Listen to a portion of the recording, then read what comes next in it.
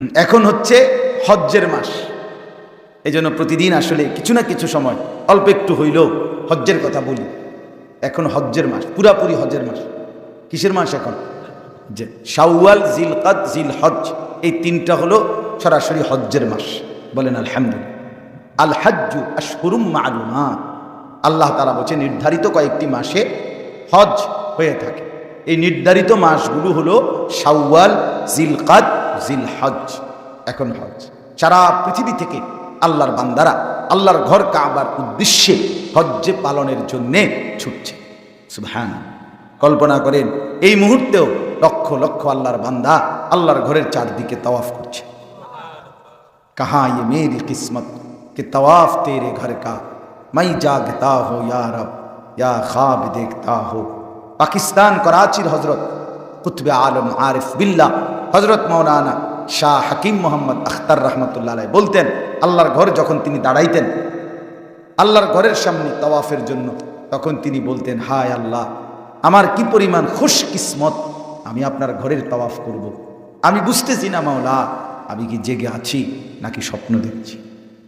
আমরা শুনছি, কিতাবে পড়ছি, আগে আল্লাহর এরকম সাধারণ আল্লাহর নেককার নামাজি বান্দা সাধারণ মানুষ আল্লাহর কাছে কাইন্দা কাইন্দা বলতো, মাওলা, হাজী সাহেবের গুড়ের পোটলা কইরা পিঁপড়া আপনার ঘর দেখে লাইলো, আমি দিন আপনার সেজদা করি, আমি কি দেখবো না আপনার ঘর? সে তো বিরাট সাংঘাতিক উদাহরণ দিয়ে বইছে, আমার শক্তভাবে ধরে বইছে যে পিঁপড়ায় যদি কি যাইতে পারে গুড়ের পোটলাত কইরা জায়গা, আমি কে যাইতাম? এই জন্য বললাম হজ আশেকানা ইবাদত, মহব্বতের। হজ পুরাটাই মহব্বত, হজ পুরাটা কি? ভালোবাসা, মহব্বত। হজ ঘুরাগাড়ি, আল্লাহর ঘরের ঘুরা। ঘুরায় আল্লাহ, ঘুরা একবার কাবা, একবার সাফা মারোয়া, একবার মিনা, একবার আরাফা, একবার মুজদালিফা, আবার মিনা। ঘুরায় ঘুরায় বান্দা যদি জিজ্ঞেস করে, আল্লাহ আইলাম হজে, আপনি দি ঘুরাইতেন আছেন, কিতা ঘটনা কিতা? কোন জায়গার তো বইতেন দেন না, হেন থেকে হেনে, হেন থেকে হেনে। আল্লাহ বলে, বান্দা ঘুরতে থাকো, ঘুরতে ঘুরতে দেখবা যখন ঘুরা শেষ, তুমি একদম গুনাহমুক্ত হয়ে পাক সাফ মাসুম বাচ্চা হয়ে গেছো। ঘুরতে ঘুরতে সাফ করে দেবে, পাক করে দেবে।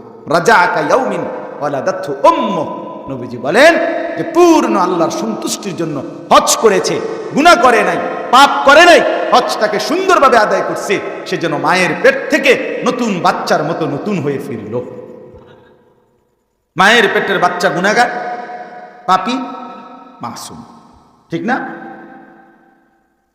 এই জন্য আল্লাহ তাআলা এখানে আছে, ওয়াইদ বাওয়ানা লিইব্রাহিমা মাকানাল বাইতি, আল্লাহ বলেন আমি ইব্রাহিমকে আমার ঘর কাবার ঠিকানা, চিহ্ন, নমুনা, নকশা সব আমি বলে দিছি, আর বলছি আমার ঘরটা তুমি বানাও। আবার বানা। ইব্রাহিম আলাইহিস সালাম বানাইছেন। বানানোর পরে আল্লাহ বলছেন তিনটা কাজ তোমার।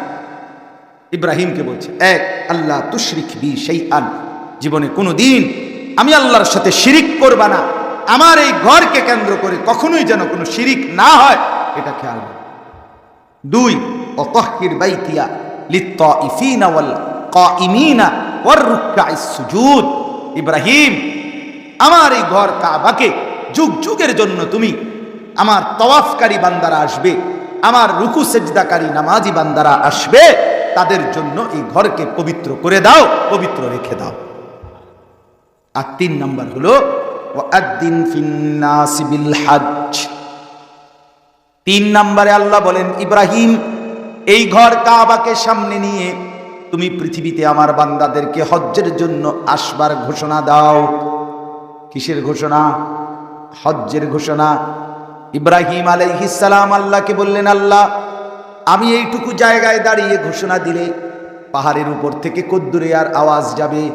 এত বড় দুনিয়া আপনার, সারা পৃথিবীতে ছড়িয়ে ছিটিয়ে থাকা কত বান্দা আপনার, সবাই শুনবে কেমনে?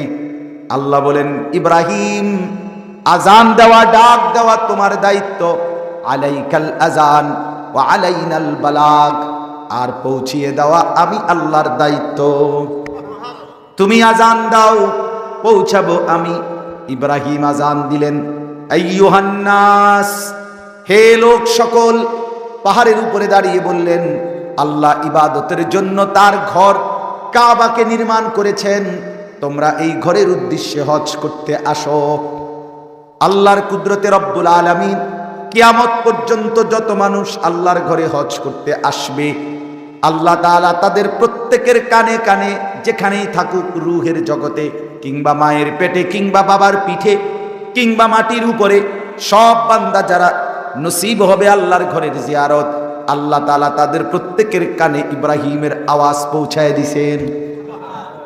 আর যারে আল্লাহ নসিবে রাখছেন সে সাথে সাথেই ইব্রাহিমের ওই ডাকের জবাবে লাব্বাইক আল্লাহুম্মা লাব্বাইক লাব্বাইক লা শারীকা লাক লাব্বাইক ইন্নাল হামদা ওয়ান নি'মাতা লাকা ওয়াল মুলক লা শারীকা লাক, এই ডাকে সাড়া দিয়েছে। সুবহানাল্লাহ। শেষ কথা হলো আল্লাহ বলেন, ইব্রাহিম তুমি ডাক দিয়া রাখো, এরপরে লোক আনবো আমি। লোক আনবে কে? আমি। ইয়াতুকা রিজালান ওয়া আলা কুল্লি দামিরিন ইয়াতিনা মিন কুল্লি ফাজ্জিন আমিক। আল্লাহ বলেন, কাছের যারা পায়ে হেঁটে তারাও আসবে, দূর থেকে দূর পৃথিবীর শেষ প্রান্ত থেকে, প্রতিটা গলি গলি, প্রতিটা কোচ আনাচে কানাচে, পাড়া মহল্লা থেকে, যেখানেই আমার মোমেন বান্দা সেখানেই তারা আমার এই ঘরের উদ্দেশ্যে আসবে। এত দূর থেকেও আসবে, আস্তে আস্তে ঘোড়া ওট একেবারে দুর্বল হয়ে যাবে, বাহন, মানুষ না শুধু বাহন শুদ্ধা দুর্বল হয়ে যাবে। অর্থাৎ যদি আটলান্টিক মহাসাগরের ওই পারেও আমার মোমেন বান্দা থাকে, আমি তার কলিজাতেও আমার ঘরের জিয়ারতের শৌক মহব্বত তৈরি করে দেব। এই জন্য বাপ, এই কথা শেষ, দিল থেকে চাইতে হবে, দিল থেকে। এই প্রতিদিন আশেপাশে যদি কেউ আল্লাহর ঘরে যায়, হজে যায়, যদি শুনেন, নিজে গিয়ে তার লগে দেখা করবে। আবার হজ আবার করে আমরা গীতা না, আমাদের বহুত কিছু কথা বুঝেন নাই। আপনি দেখা করেন, 5টা টাকা হাদিয়া দিবেন, 100টা টাকা হাদিয়া দিয়ে, 50টা টাকা হাদিয়া দিয়ে, হাজি সাহেব আল্লাহর ঘরে যাইতেছেন, মালিকের ঘর দেখবেন, মনে থাকলে আমার লাগে কদ্দুর দোয়া করি। আর যদি মনে না থাকে, কমপক্ষে কদ্দুর কইেন যে আল্লাহ আমার কাছে যতজন দোয়া চাইছিল আপনি সবাইরে হজ নসিব করেন। এটা যদি হাজি সাহেব কয়, কথা বুঝেন নাই, এবার যে আপনার কাছে আপনি দোয়া চাইছেন, এবার যদি এটাও কয়, তো কেডা কেডা দোয়া চাইছে আল্লাহ জানে না? চাইতে হবে, চাইতে হবে, দিল থেকে চাইতে হবে। এই জন্য আজকে দ্বিতীয় কথা, শেষ কথা এটাই, আল্লাহর ঘর কাবার জিয়ারত, রাসূলুল্লাহ সাল্লাল্লাহু আলাইহি সাল্লামের রওজা পাকের জিয়ারত, এটা আমাদের জীবনের সবচেয়ে বড় সৌভাগ্য।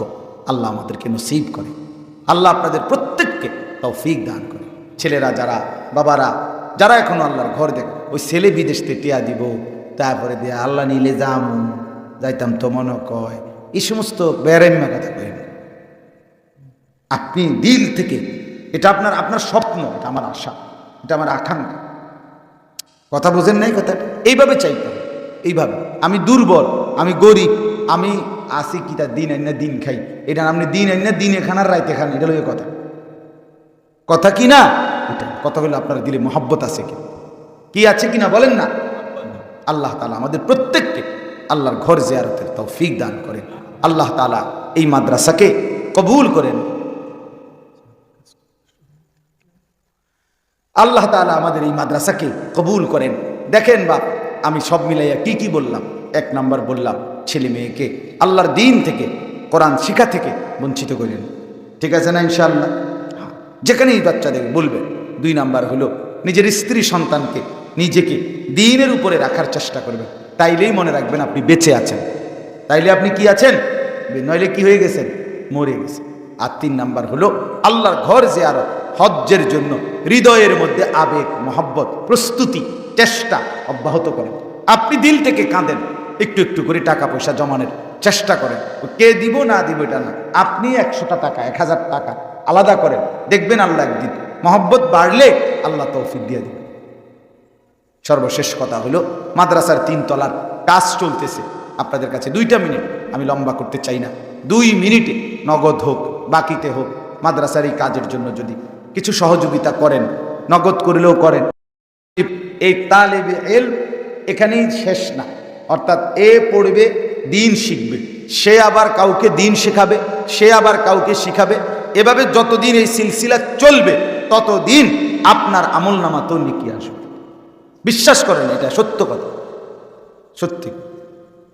আমি যেই মাদ্রাসায় পড়ছি, মনে করেন যে মাদ্রাসায়, সেখান থেকে দিন শিখছি। আজকে আমি যদি কোনো ছাত্র পড়াইয়া থাকি, তো তারা করে যে সওয়াব পেলাম, সেটাও ওই মানুষগুলোও প্রত্যেকেই পাইতে থাকে। আল্লাহ তাআলা আপনাদেরকেও তৌফিক দান করে। বলেন, একজন ভাই দাঁড়ান, কেউ নিয়েন, যদি কেউ দেন নগদ, তাইলে নগদেই দেন। আর যদি পরে দিবেন বলেন, তাও বলেন। আর যদি কিছুই না বলেন, তাও শেষ, অসুবিধা নেই।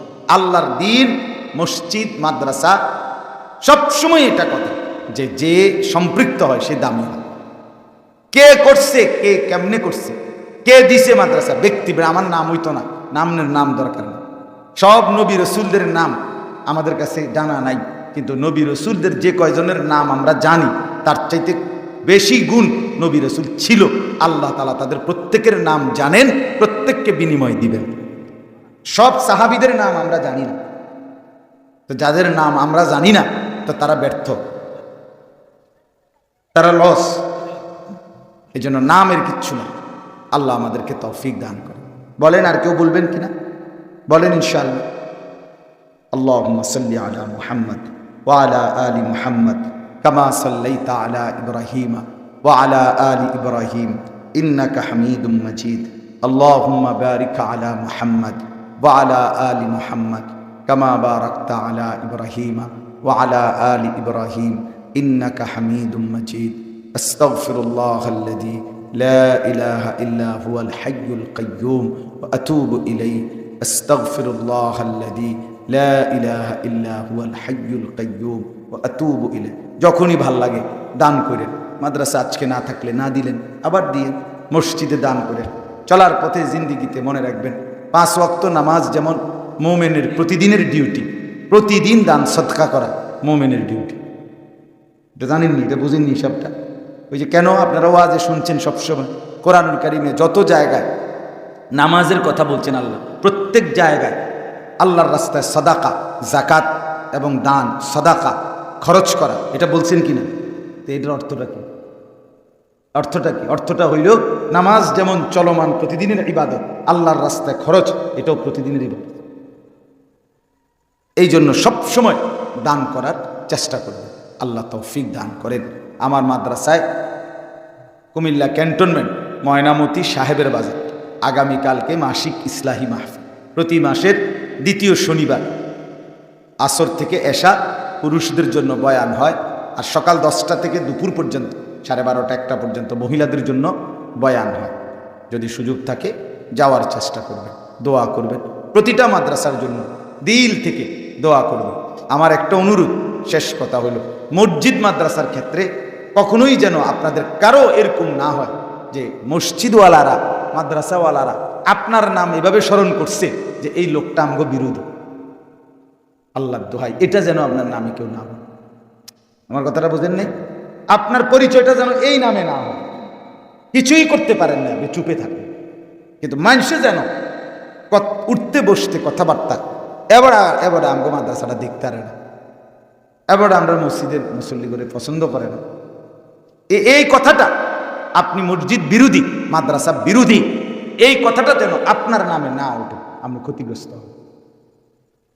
আপনার বংশ নষ্ট হয়ে যাবে, ভবিষ্যৎ প্রজন্ম বরবাদ হয়ে যাবে।